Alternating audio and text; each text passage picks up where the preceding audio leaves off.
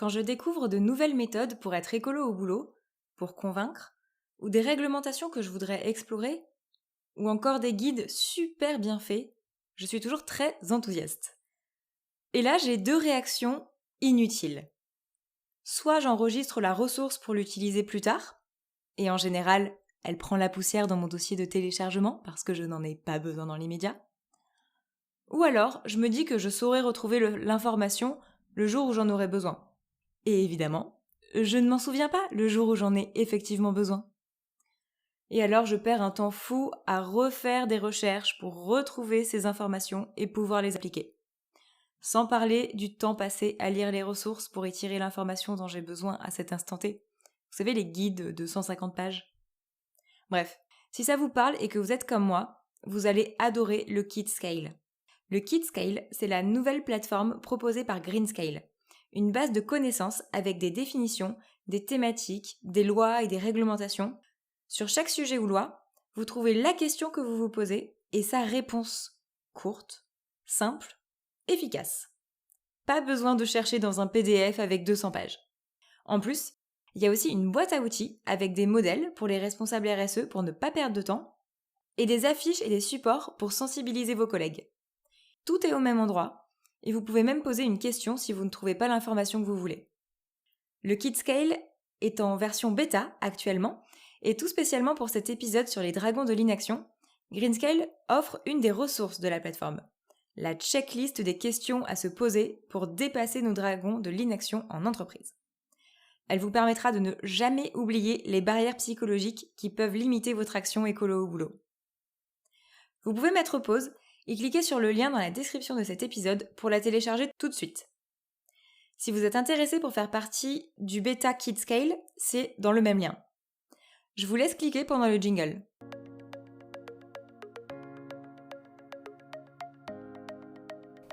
Bonjour et bienvenue dans Écolo au boulot. Je suis Cassandre Joly et mon but est de donner du sens au travail à travers l'écologie.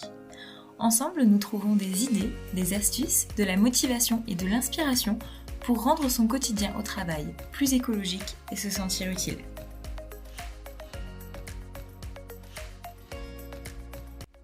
Pourquoi est-ce que face à la menace évidente du changement climatique, votre entreprise ou vos collègues ne bougent pas, ou ils bougent si peu?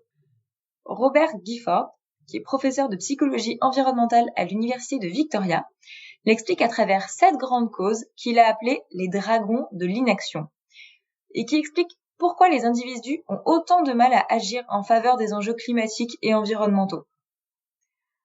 Les dragons de l'inaction, c'est une barrière psychologique, c'est un obstacle de notre cerveau sur nos décisions et nos actions. Mais une barrière, c'est différent d'un mur. Ça peut se défaire ou ça peut s'enjamber. Et ça, c'est la première bonne nouvelle.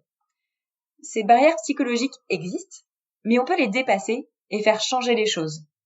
C'est surtout changer de point de vue sur les choses, ce qui est finalement assez simple à faire. Donc aujourd'hui, on va faire le tour de ces 7 dragons pour comprendre ce qui bloque et trouver des manières de leur faire peur et qu'ils retournent se cacher au fond d'un lac ou d'une grotte. Ou au moins qu'on apprenne à les dresser, ces dragons. Bref, c'est parti. Je vous propose de démarrer avec le premier dragon. Alors je leur ai donné des petits noms à ces dragons, et le premier on l'appelle limita. Elle représente les limites de notre cognition. Pourquoi les limites de notre cognition? Parce que notre cerveau nous joue des tours. Si on n'est pas complètement conscient et informé du problème, on n'agit pas. Ou si le danger n'est pas immédiat, ou qu'on hésite sur les actions à mener, ou qu'on les sous-estime, qu'on ne voit pas comment nous-mêmes on peut régler le problème, eh bien on ne va pas ou on va peu agir. Et c'est très visible dans notre rapport au changement climatique. Par exemple, le changement climatique, c'est quelque chose qui est lent. C'est pas forcément visible, ou en tout cas, pas de façon permanente aujourd'hui. Et c'est pas un danger immédiat non plus, contrairement à un lion qui nous sauterait dessus, et là, il faut qu'on réagisse. Donc, si je prends ma voiture plutôt que les transports en commun pour aller travailler, je vais pas en mourir, il n'y a pas de danger. Mais je contribue à un système qui réchauffe la planète et qui détériore nos conditions de vie. Il faut rendre le problème visible, peut-être par des imaginaires, par l'éducation, par les normes sociales, par du dessin, par du retour sur action, parce que sinon on n'arrivera pas à palper ce sentiment d'urgence à changer. Et en plus de ça, notre perception du danger climatique peut être réduite. On peut ne pas avoir conscience du problème parce que le changement climatique, ce sont des éléments très imbriqués. C'est une science compliquée à comprendre. On a des causes, des conséquences en cascade, donc on ne fait pas forcément le lien entre la sécheresse, les problèmes du cycle de l'eau, le réchauffement climatique et la perte de biodiversité.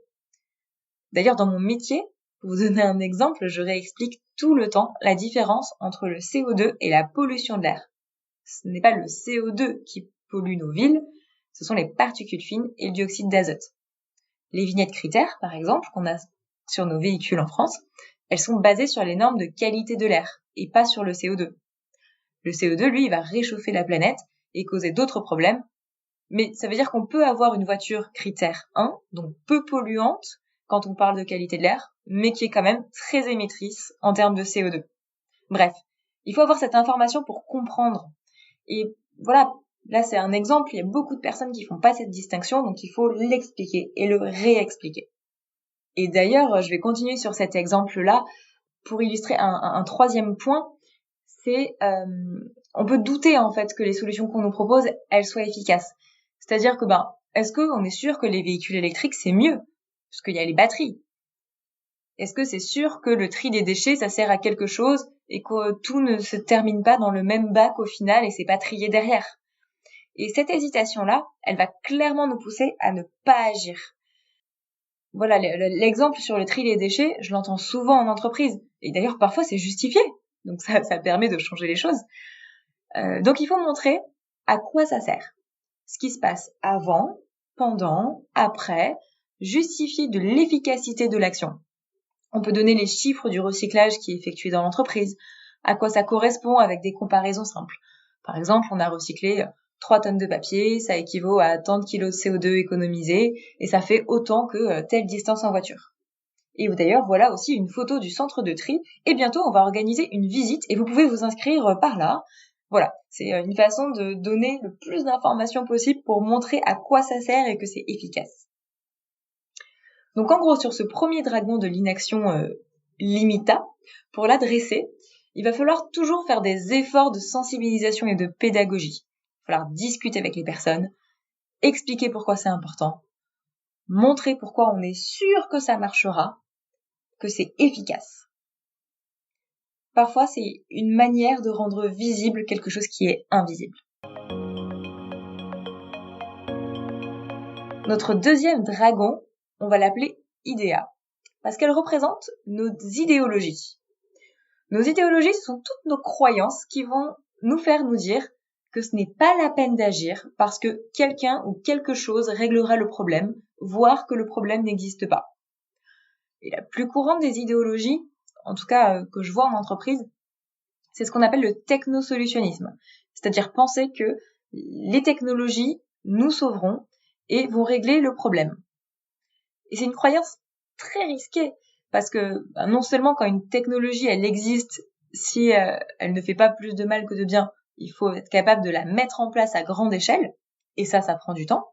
Et c'est une idéologie qui se base souvent sur des technologies qui n'existent pas à ce jour, qui sont pas encore matures, et qui peut-être n'existeront même pas encore vraiment avant 2050. Donc c'est une pensée bien trop optimiste, et bien trop risquée, parce que c'est aujourd'hui, maintenant, tout de suite, qu'il faut agir. Et donc, ce que je vous conseille face à ce type de réaction du genre non, mais on va avoir des voitures à hydrogène et des avions verts, il n'y a pas de problème. Alors, vous pouvez faire des recherches pour montrer que c'est pas prêt, que c'est des technologies qui sont pas attendues avant 10, 20, 30 ans au mieux. Et donc, que vous puissiez démonter ces arguments ou pas, je vous suggère d'abord de répondre en disant ouais, bien entendu.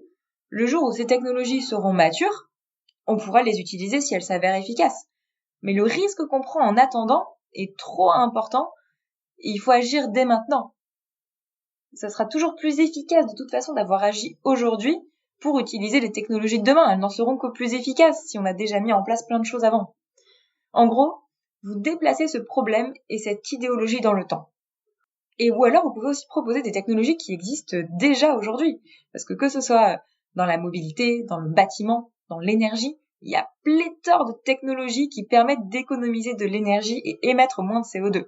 Donc proposez de se concentrer sur ce qui existe aujourd'hui et demain, on verra. Voilà comment on dresse le dragon IDEA. Et quelle que soit l'idéologie, on va se recentrer sur aujourd'hui avec ce qu'on a, ce qu'on sait, ce qu'on peut faire qui facilitera la transition écologique en attendant que peut-être les technologies ou un être supérieur, mystique, nous viennent en aide. On va passer à notre troisième dragon qu'on va appeler Comp. Comp, c'est le dragon de la comparaison sociale ou la comparaison à autrui. Là-dedans, on retrouve plein de phrases que vous avez peut-être entendues, comme « Oui, mais s'il y a que moi qui le fais, ça sert à rien. » Oui, mais si on oblige les entreprises à investir dans le développement durable ou qu'on leur met des interdictions, elles vont perdre de la compétitivité par rapport à celles qui n'ont pas ces obligations.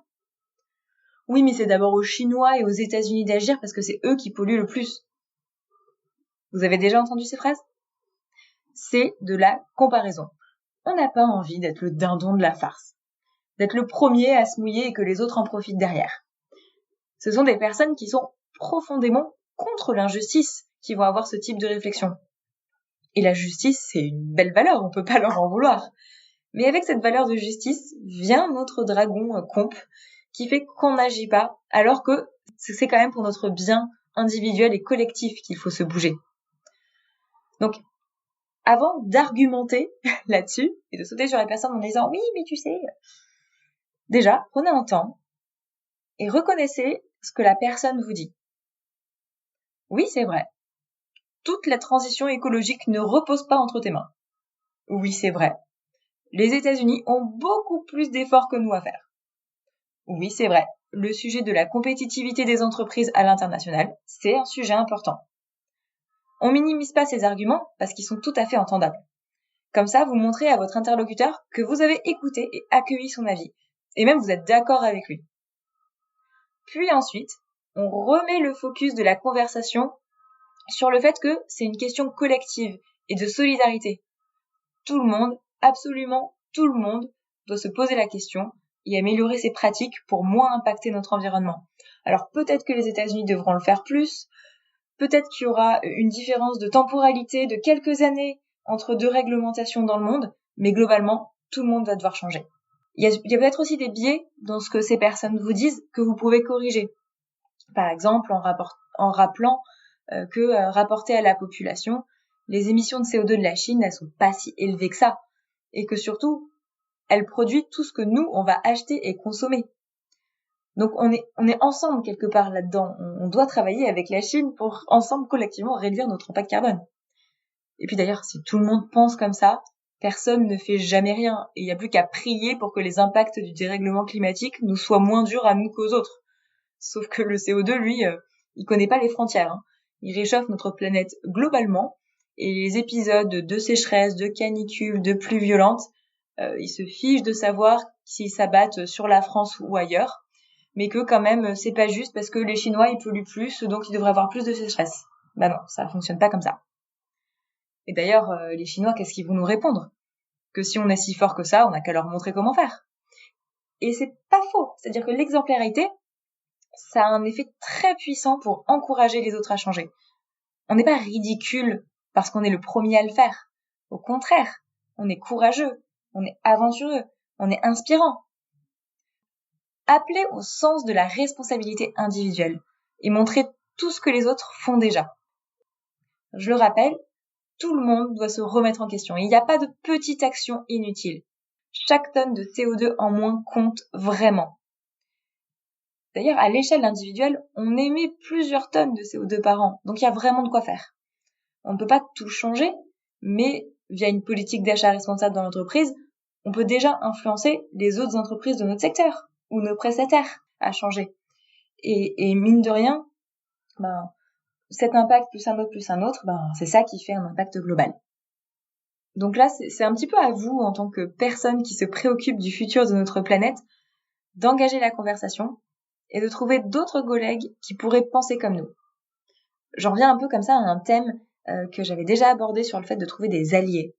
Si vous identifiez et que vous rassemblez des collègues ou des partenaires qui pensent comme vous, que vous êtes de plus en plus nombreux, c'est ça qui va devenir la nouvelle norme sociale. C'est à ça qu'on va se comparer. Et du coup, ce sera ça l'exemple normal à suivre. Et ça enclenchera un mouvement. Donc en résumé, pour faire s'incliner notre dragon comp de la comparaison, encore une fois, on change de focus et on remet la responsabilité aux mains des personnes. On accueille leur argument, qui n'est pas faux dans l'absolu, mais on remet le focus sur nos responsabilités individuelles, sur l'aventure collective et la solidarité. Si on diminue un petit peu l'empreinte carbone de la boîte, c'est toujours ça de réchauffement en moins pour tout le monde. On est vraiment des héros de faire ça, alors que les autres, ils ont même pas encore bougé. Alors, on a presque vu la moitié des dragons. Les suivants sont un peu plus simples, donc ça va aller un peu plus vite. Mais bon, en même temps, est-ce qu'on s'amuse pas comme des fous, là? Moi, entre les dragons et les stratégies, j'ai l'impression d'être dans Game of Thrones. Alors, mon prochain dragon, je l'ai appelé Quiré. Quiré pour les coups irrécupérables. Et oui, ma créativité est sans limite et je n'ai pas peur de me ridiculiser pour vous créer des moyens mémotechniques et vous détendre un petit peu au passage. Donc alors, qu'est-ce que c'est que ce Quiré? Ça fait référence à tout ce qui était déjà engagé dans l'entreprise. Les habitudes, les process déjà en place, les investissements amorcés, tout ce qui existe déjà en fait. Parce qu'on ne part pas d'une feuille blanche. Les entreprises polluantes, très polluantes, moyennement polluantes, elles existent. Et peut-être qu'il faudra fermer certaines activités un jour. Et ça fait plaisir à personne. On a déjà passé du temps, dépensé de l'argent pour développer ces activités, pour développer des services. Et devoir tout changer, c'est comme si on perdait tout cet argent, comme si on perdait tout ce temps qu'on a investi, toute cette énergie qu'on a mis là dans ces projets. Donc tout ça, le financier, les comportements, l'attachement émotionnel, les habitudes, ce sont, dans notre cerveau, des coûts irrécupérables si on les change. Et là encore, il faut changer de focus. Forcément, c'est toujours pareil, parce que les dragons de l'inaction, ce sont des biais de notre cerveau. Et donc, une façon de voir les choses qui va nous empêcher d'agir. Donc, si on voit les choses autrement, on va faciliter le passage à l'action. Donc ici, on va regarder ce qu'on perd dans un changement, nos coûts irrécupérables. Donc ce qu'il faut faire, c'est aider les personnes à voir ce qu'on peut gagner, au contraire. Je vais vous donner un exemple. On va arrêter de filer une place de parking voiture pour chaque salarié. Donc il y en a qui vont perdre cet avantage. Peut-être que ça va être plus compliqué de se garer le matin pour ceux qui en profitaient. On peut regarder ce qu'on y perd, mais on peut aussi regarder ce qu'on y gagne. Peut-être que si le parking était en location, l'argent économisé chaque mois, chaque année, il va permettre de financer d'autres modes de transport pour les salariés, peut-être des espaces de travail qui sont plus confortables, ou d'autres avantages qu'on va récupérer collectivement parce que cet avantage dont peut-être tout le monde ne bénéficiait pas n'existe plus. Ou alors on a un produit super, par exemple, je produis de très belles voitures. Mais le problème, c'est qu'elles polluent énormément. Donc tout l'argent investi pour développer ces voitures, les années des équipes passées à développer les voitures, à les construire, à les vendre, tout ça, ça sert plus à rien. Ça se comprend que c'est dur de lâcher et que du coup, les personnes, elles y vont un peu à reculons. Mais au lieu de regarder ce qu'on perd en changeant de business model, on peut se questionner sur ce qu'on y gagne. On gagne un nouvel élan, la possibilité d'innover plus facilement parce qu'on rebat les cartes. On peut y gagner le fait d'avoir une activité plus responsable, plus en phase avec ses valeurs et les valeurs de la société. Peut-être que les marges seront meilleures et on aura un meilleur chiffre d'affaires. C'est peut-être aussi l'occasion de se réorganiser pour être plus performant. On va accueillir de nouveaux talents avec des connaissances qu'on n'avait pas, etc. Il y a plein de choses à gagner dans tout ça. Et en premier lieu aussi, une planète avec des conditions de vie supportables. Donc, on se regarde ce qu'on y gagne. Et si c'est un peu compliqué parce qu'on est trop focus sur ce qu'on perd, on peut aussi se dire, si on repartait d'une page blanche, qu'est-ce qu'on ferait ? Qu'est-ce qu'on choisirait ? Et là, on peut y aller, on peut rêver un petit peu en acceptant de laisser le passé derrière, à sa place, dans le passé, sans le regretter. Allez, dragon suivant, défia, ou la défiance. La défiance, elle questionne ce qu'on nous dit. Est-ce que je peux croire le gouvernement ? Est-ce que je peux croire les scientifiques ? Et puis si tout ça c'était un complot ? Alors ça ressemble un petit peu aux idéologies, et d'ailleurs heureusement c'est de moins en moins courant, mais on peut trouver des climato-sceptiques qui pensent que il n'y a pas de problème, c'est un cycle naturel de la Terre, en opposition aveugle à ce qu'affirme l'immense majorité des scientifiques et l'ensemble des experts du GIEC. Je me demande parfois ce que signifie ce déni, et je pense personnellement que c'est de la peur. Qu'en fait, si les personnes réalisent que c'est vrai que la planète se réchauffe avec toutes ces affreuses conséquences, c'est une réalité qui est trop dure à encaisser. Donc pour se protéger, on va se convaincre que c'est faux. Et du coup, là, c'est l'occasion pour moi de vous dire que franchement, vous pouvez être fiers de vous, vous qui écoutez ce podcast, parce que vous êtes courageux. Vous regardez le problème en face et vous êtes prêts à vous relever les manches et vous êtes prêts à questionner vos habitudes pour régler la situation. Donc, bravo pour ça. C'est quelque chose que vous pouvez vous rappeler quand vous vous sentez démotivé. Franchement, comparez-vous à un climato-sceptique qui croit qu'il n'y a pas de problème parce qu'il a peur. Vous, au moins, vous êtes courageux et vous y allez. Bon, qu'est-ce qu'on peut leur dire à ces climato-sceptiques ? Peut-être que c'est des personnes à qui on va pas parler de changement climatique. Si elles sont pas prêtes à l'accepter, franchement, on va pas perdre d'énergie à essayer de les convaincre nous-mêmes. On va peut-être leur parler plutôt d'adaptation. Parce que y a quand même des choses qu'on peut pas remettre en question, c'est-à-dire le fait qu'il fasse très très chaud cet été, qu'il y ait des canicules de plus en plus longues ces dernières années. Oui, c'est un constat, c'est un fait. Donc, par exemple, si on parle d'adapter le bureau aux canicules parce que comme ça permettra de se sentir mieux au bureau, c'est quelque chose qui va permettre de pas les paniquer en leur rappelant la cause de pourquoi il y a des canicules, mais au moins, ils agissent dans ce sens-là. Et après, si on a peur que ce qu'on propose, même si c'est de l'adaptation au changement climatique, ce soit remis en question, ce qu'il faut faire, c'est expliquer l'action. Il faut qu'elle soit très très claire, très transparente, avec ce qu'on sait, avec ce qu'on ne sait pas, ce que ça permettra d'atteindre comme objectif très concrètement. Et plus la communication, elle sera transparente, plus on informera et plus cette défiance, elle va diminuer.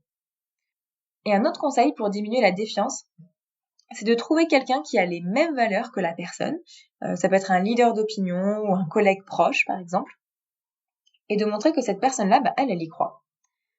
Et en fait, il y a un espèce de phénomène psychologique qui fait que si la personne dont je me sens proche, dont je partage les valeurs, croit en quelque chose, je vais peut-être me réinterroger pour vérifier si finalement, je serais pas d'accord avec elle. Une façon assez simple de changer des avis. Allez, 6e dragon, risque. Et risque, il représente les risques perçus. Tout ça peut être un peu lié à la défiance. En fait, ça va être un frein supplémentaire si jamais on passe ce stade de la défiance. On croit que oui, ce qu'on va faire, ça va fonctionner, c'est efficace, j'y crois, c'est bon. Alors, imaginons que je présente une action écolo au boulot. Par exemple, on va offrir une indemnité kilométrique aux salariés qui viennent à vélo pour les encourager à utiliser ce mode de déplacement. Alors oui, je sais que je donne beaucoup d'exemples dans la mobilité, mais m'en voulez pas, c'est mon secteur d'activité, donc j'ai une grosse déformation.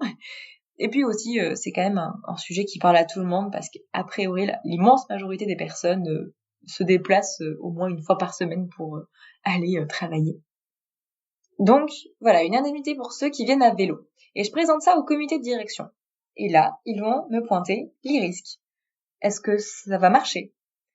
Et est-ce que vraiment, l'argent, ça va faire pédaler les gens ? Et puis combien ça va coûter si tout le monde vient à vélo ? Ça va être un gros budget.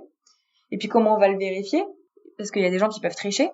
Et puis s'il y a des accidents à vélo sur le trajet, ça va faire des accidents, des gens qui vont être absents, etc. Bon, vous avez compris l'idée. Ici, le frein, c'est le risque qu'on y voit. Et donc, c'est pas que les personnes, elles sont contre. voilà, elles identifient ces risques qui peuvent leur causer des problèmes derrière, et donc il va falloir rassurer ces personnes-là et peut-être mettre en place des choses pour diminuer les risques. Donc voilà, ça c'est quelque chose que vous pouvez anticiper au moment où vous préparez une action. Moi, ce que j'aime bien faire aussi, c'est d'interroger des personnes ou des entreprises qui ont déjà mené ces actions et demander s'ils ont pensé à ces risques-là et comment ils les intègrent. Et souvent, vous verrez que c'est très rassurant. Et enfin, notre dernier dragon, je l'ai appelé Limito. Oui, je sais qu'il y avait déjà Limita, mais du coup c'est son frère, c'est Limito. Et il représente le changement de comportement limité. Ça va prendre deux formes. La première forme, c'est les petites actions symboliques. Alors, évidemment, je ne vais pas vous dire que les éco-gestes c'est nul et ça sert à rien. Mais si on fait que ça dans une entreprise et qu'on dit qu'on agit vraiment pour l'environnement avec ça, il y a quand même un problème. Bien sûr que les actions faciles, elles motivent, elles donnent une dynamique, mais il faut pas oublier les autres. Et donc là-dessus, avoir une vision complète, une direction, une stratégie environnementale, c'est essentiel pour traiter aussi les sujets les plus émetteurs de gaz à effet de serre, les plus impactants sur l'environnement. Peut-être parfois les plus compliqués aussi, mais c'est pas pour rien qu'ils sont plus efficaces. Donc voilà, c'était la première forme, se concentrer que sur des petites actions symboliques et oublier un peu les ordres de grandeur.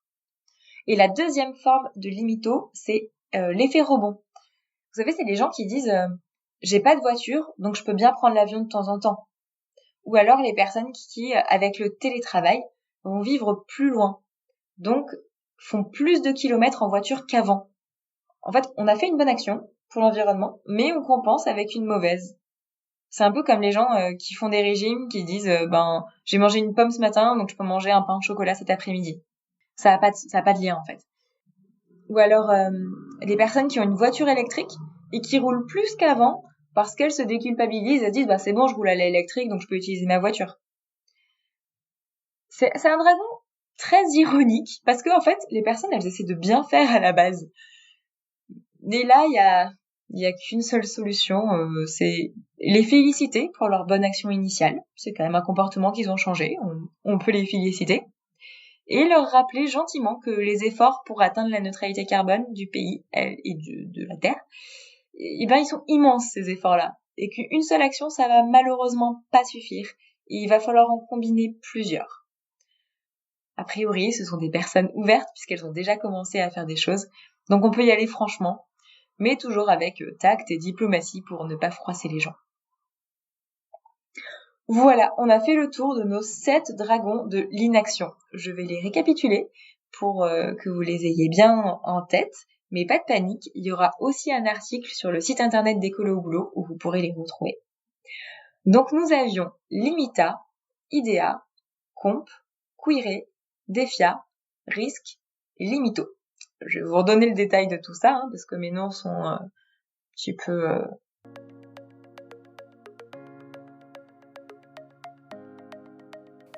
Bonjour et bienvenue dans Écolo au Boulot.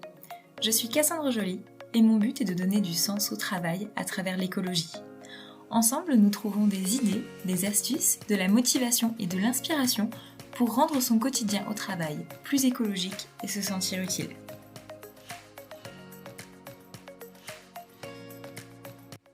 Je peux pas très clair. Alors, limita, c'était les limites de notre cognition qui nous empêchent de voir les problèmes, mais qu'on peut vaincre grâce à de l'information et de la pédagogie. Ensuite, nous avions idea, les idéologies, du genre la technologie va régler le problème, qu'il faut faire réatterrir dans le présent au lieu de se projeter dans le futur et travailler sur ce qu'on peut faire aujourd'hui. Puis il y avait comp, notre dragon de la comparaison, dont on accueille la frustration, mais qu'on responsabilise. Derrière se cachait quiré, les coûts irrécupérables, et pour le vaincre, on lui demande de réfléchir à ce qu'il y a à gagner, plutôt que de penser à ce qu'il y a à perdre. Ensuite, Defia, qui disparaîtra face au bouclier de la transparence, de la clarté, des explications, ou encore de leaders d'opinion qui peuvent influencer et faire tomber cette défiance. Puis venait risque, les risques perçus, qu'il faut rassurer, et qui se transformera en agneau tout doux. Et enfin, Limito, le frère jumeau de Limita, qui provoque un changement de comportement limité, à qui on donne à la fois un plan stratégique clair et complet pour limiter les petites actions, et aussi des ordres de grandeur pour arrêter de compenser une habitude écologique par une autre qui ne l'est pas du tout. Alors, vous êtes prêts à battre les dragons ? Même pas peur. Merci encore d'avoir écouté cet épisode jusqu'au bout. Et si vous cherchez d'autres idées, je vous conseille mon livre Écolo au boulot, 60 éco-défis pour agir. Publié aux éditions Jouvence et disponible chez vos libraires. Maintenant, à vous de jouer. Ciao!